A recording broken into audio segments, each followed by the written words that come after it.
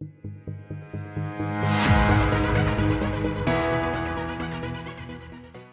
YouTube, welcome back. So this video is going to follow on, hopefully, from the mini-series of what to do if you're being harassed online by what you think is a narcissist or other toxic individual, okay? So for this one, sorry, I just need to move back a bit. So for this one, I'm going to go into more detail about the pattern, okay? About changing your pattern, okay? So in the first video, I spoke about disappearing for 4 to 6 weeks, being completely quiet, okay?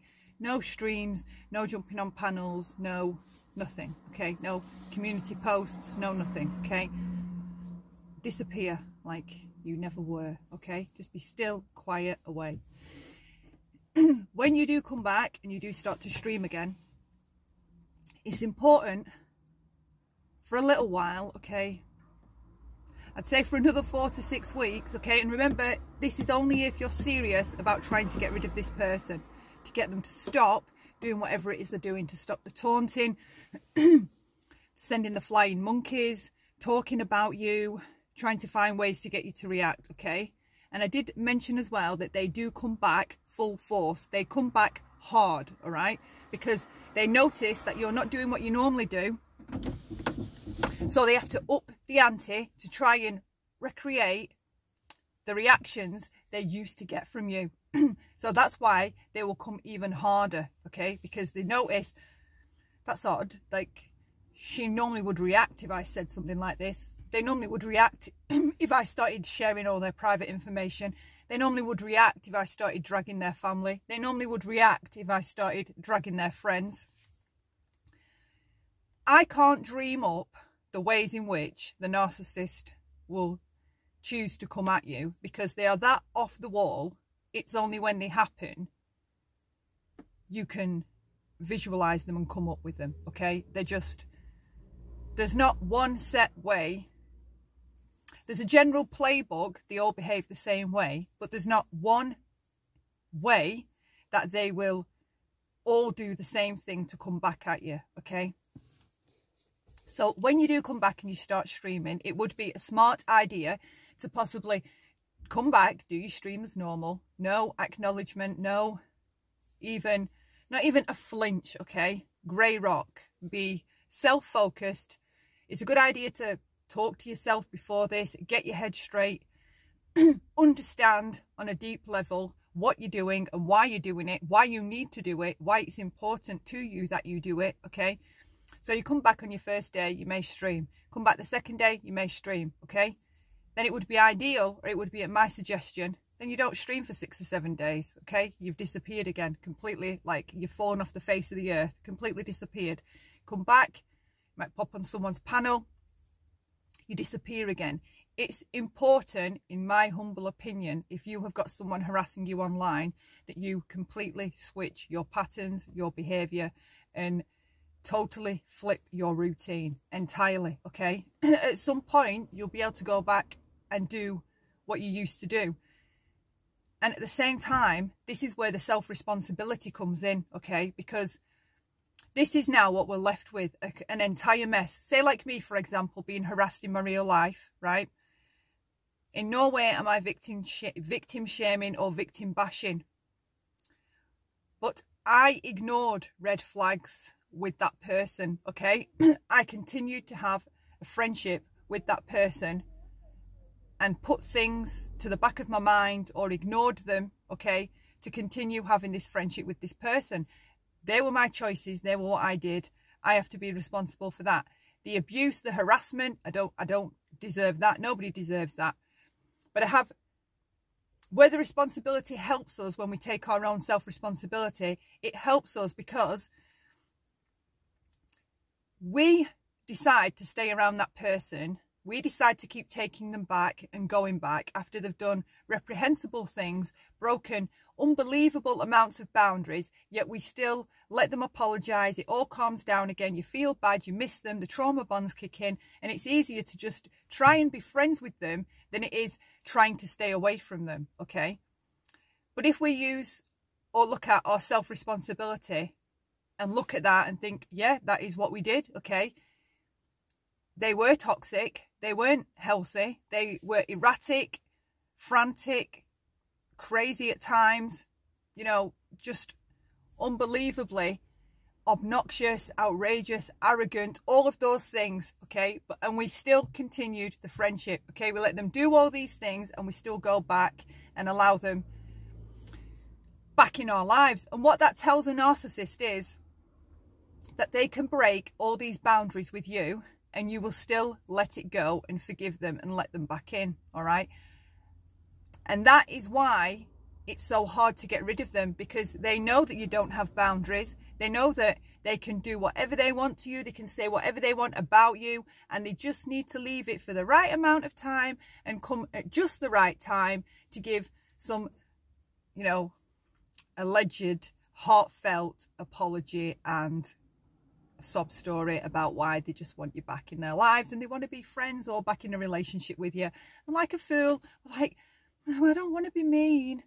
So, you know, it's okay that you did all this horrible stuff to me. I'll let it go, because we feel like it's easier letting it go. So we have to be responsible for doing all of those things. And that helps us, because going forward, we now know the mistakes we made and the things we let go and how they led to this happening to us. Okay, that's where the self-responsibility helps us, because we can see we made poor decisions. We have to acknowledge them, period. We play a part in staying around toxic people over and over and over again. We have to admit it to ourselves, take responsibility, and then take action, okay? You don't have to beat yourself up. There's no shame involved. It's not like you're a stupid person. These people are master manipulators, all right?